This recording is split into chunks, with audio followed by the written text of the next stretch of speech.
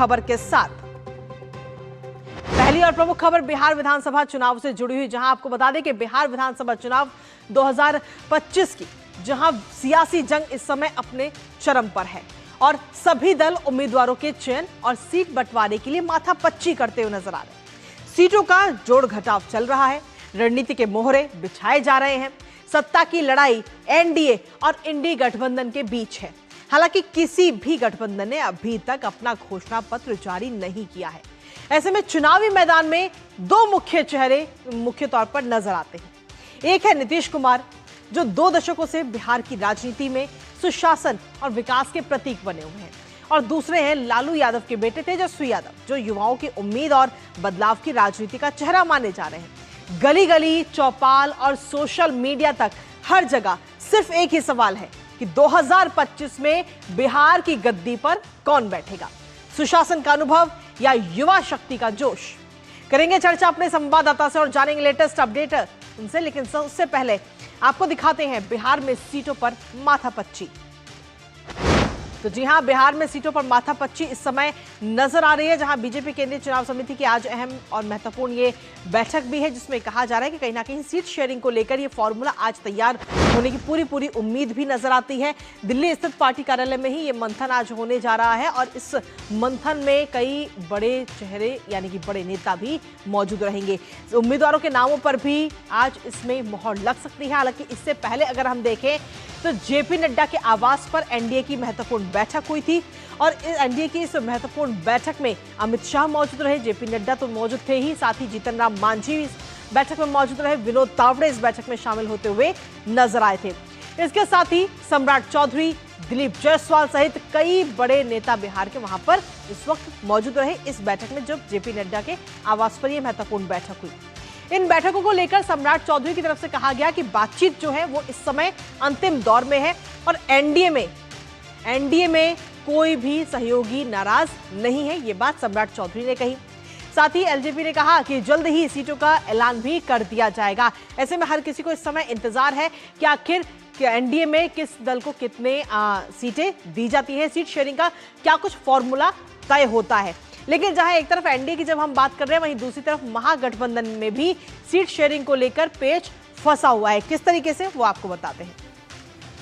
दरअसल महागठबंधन में seat sharing को लेकर पेच इस समय इस तरीके से फंसा हुआ है कि पटना से लेकर के दिल्ली तक बैठकों का दौर लगातार जारी है, जहां सीट बंटवारे को लेकर के कांग्रेस इस समय नाराज भी नजर आ रही है और तेजस्वी यादव हालांकि मनाने की खूब सारी कोशिशें भी कर रहे हैं। और तेजस्वी यादव ने राहुल गांधी से फोन पर भी बातचीत की है सीट शेयरिंग को लेकर। साथ ही लालू प्रसाद यादव और तेजस्वी यादव आज दिल्ली भी पहुंचेंगे।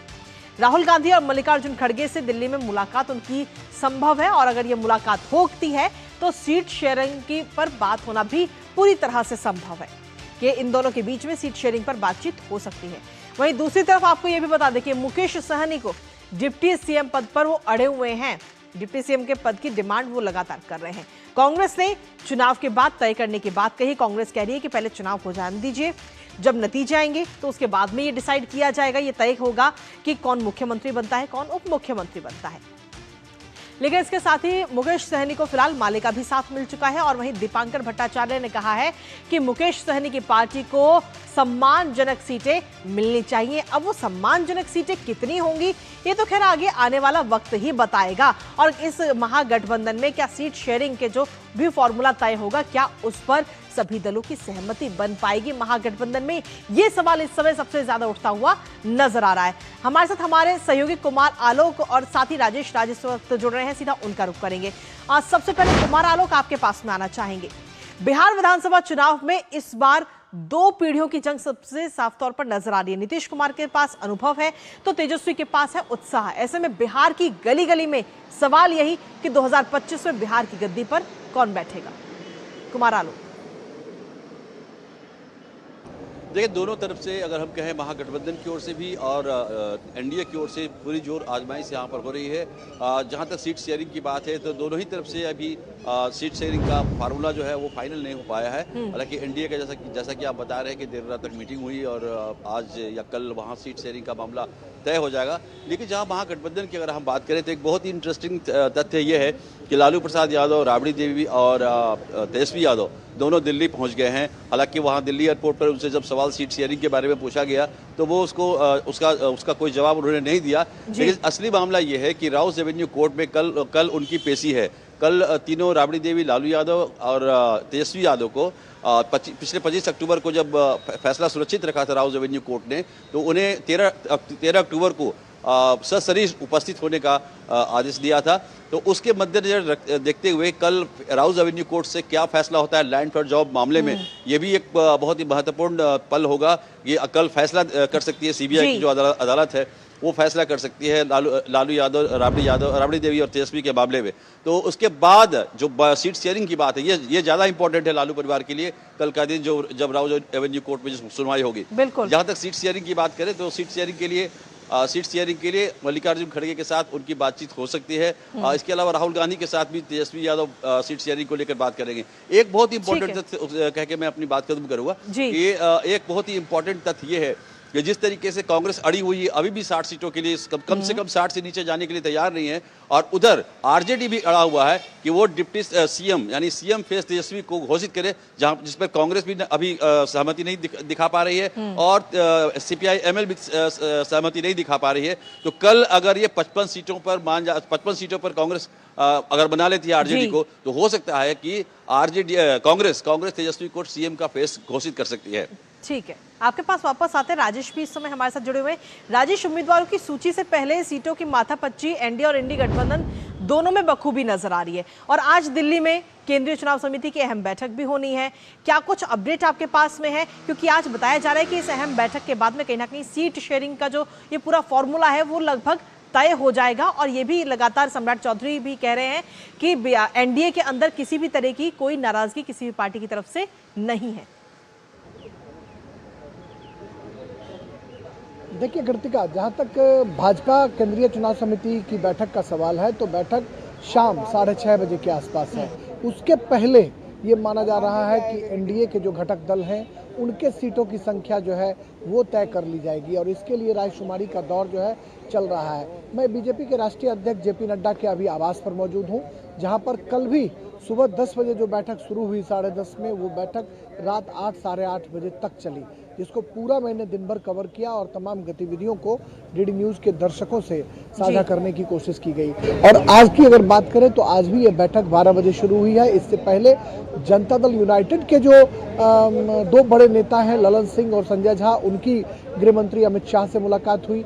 अमित शाह अभी जेपी नड्डा के आवास के भीतर मौजूद हैं, और बिहार बीजेपी कोर ग्रुप की बैठक जो है वो चल रही है। ये माना जा रहा है कि केंद्रीय चुनाव समिति की बैठक से पहले एनडीए के सीटों का जो पूरा खाका तैयार किया गया है उसका ऐलान कर दिया जाएगा, और तब बीजेपी बाकायदा अपने सीटों पर केंद्रीय चुनाव समिति में बहस करेगी, और उस पर अंतिम मुहर जो है रजामंदी की मुहर लगेगी, जिसमें प्रधानमंत्री नरेंद्र मोदी भी मौजूद रहेंगे। और कहीं ना कहीं एनडीए के भीतर जो नाराजगी के स्वर फूटते हुए दिखाई पड़ रहे हैं, जीतन राम मांझी और उपेंद्र कुशवाहा, इनको लेकर साफ तौर पर यह कहा जा रहा है कि चूंकि चिराग पासवान बड़ी सीटें जो हैं वो झटक ले गए हैं, लिहाजा मांझी और उपेंद्र कुशवाहा के मन में कहीं ना कहीं इस बात को लेकर बहुत क्षोभ है। उन्होंने 7-8 सीट की मांग की थी, लेकिन मुझे वो सीट भी नहीं मिली, और पसंदीदा सीटें बिल्कुल नहीं दी जा रही हैं। तो ऐसे में देखना होगा कि उपेंद्र कुशवाहा और जीतन राम मांझी दोनों को मनाकर किस तरीके से केंद्रीय चुनाव समिति की बैठक से पहले सीटों का ऐलान किया जाता है, इस पर तमाम लोगों की नजरें टिकी रहेंगी। बहरहाल गृह मंत्री अमित शाह की मौजूदगी में और जेपी नड्डा की मौजूदगी में बिहार बीजेपी कोर ग्रुप की बैठक चल रही है, और ये उम्मीद की जा रही है कि इस बैठक में सब कुछ ठीक ठाक कर लिया जाएगा। ठीक है, कुमार आलोक आपके पास आना चाहेंगे सीधे तौर पर। अगर हम देखें तो क्योंकि आप खुद वहां पर मौजूद है, लगातार विधानसभा चुनावों को कवर करें, एक छोटा सा सवाल हम आपसे जानना चाहेंगे कि एक खबर इस समय आ रही है कि आरजेडी के 1 से 2 विधायक हैं जिन्होंने इस्तीफा दे दिया। आपके पास क्या कुछ लेटेस्ट अपडेट? सवाल एक बार फिर करें। कुमार आलोक, मेरा सवाल यह है कि जानकारी ये मिली है कि आरजेडी के 1 से 2 विधायक हैं जिन्होंने इस समय आरजेडी से इस्तीफा दे दिया है, आरजेडी से अलग हो गए हैं। अपडेट क्या है आपके पास? ये अभी सोर्सेस ही कह सकते हैं इसको। इसको हम पक्की खबर नहीं कह सकते जब तक ये ऑफिशियली अनाउंस नहीं हो। लेकिन ये सच है कि यहाँ पर जो चर्चा है, ये 2 विधायकों ने टिकट ना मिलने, उनको ये मालूम हो गया कि उनको टिकट नहीं मिलेगा, इसलिए उन्होंने पार्टी की सदस्यता से रिजाइन दे दिया है। लेकिन अभी ऑफिशियली इस खबर को शाया नहीं किया गया है। चलिए, बहुत बहुत शुक्रिया कुमार आलोक, और साथ ही राजेश आपका भी बहुत बहुत शुक्रिया तमाम जानकारी और अपडेट्स हमारे साथ साझा करने के लिए, इस महत्वपूर्ण खबर से जुड़े हुए। और इसी के साथ चलिए अब न्यूज मंच में रुक करते हैं हमारी अगली महत्वपूर्ण खबर का।